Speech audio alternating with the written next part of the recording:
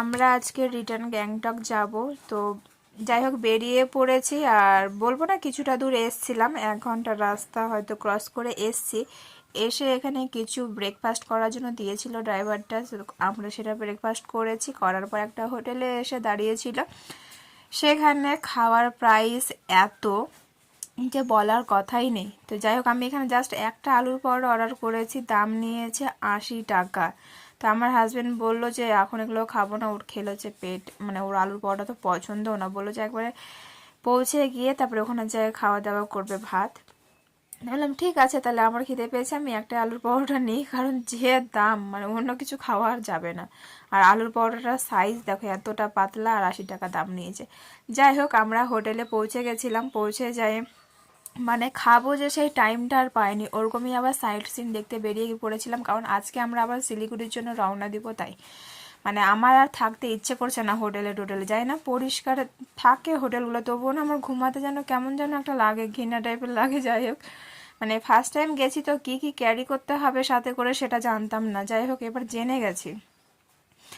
এখানে সবার প্রথমে আমাদের সাইট সিনে নিয়ে গেল হচ্ছে মানে কিছু ছোট ছোট জায়গা ছিল, সেগুলোতে নিয়ে গেছিলো, সেগুলো সেরকম কোনো ভিডিও করিনি, মানে এত হুড়াহুড়ির মধ্যে আমরা ড্রাইভারটাকে বলেছিলাম যেগুলো মেন মেন জায়গা আছে সেগুলোতে নিয়ে চলো।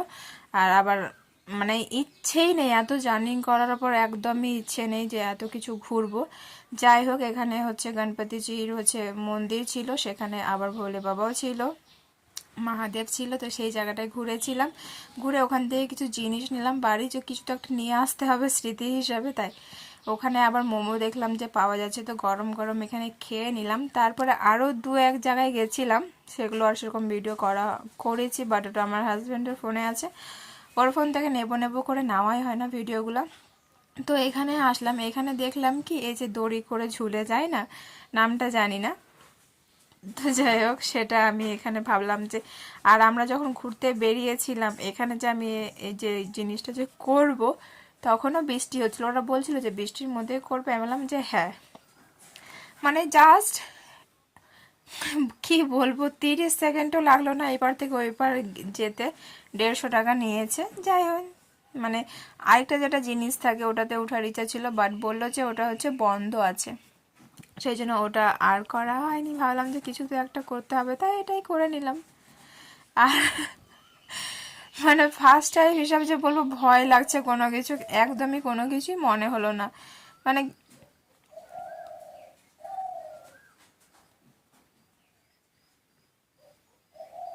এই যে 30 সেকেন্ডটাও ভুল বললাম, 20 সেকেন্ডে পৌঁছে গেছি। চলো পরের ভিডিওটা আমি নেক্সট ভিডিও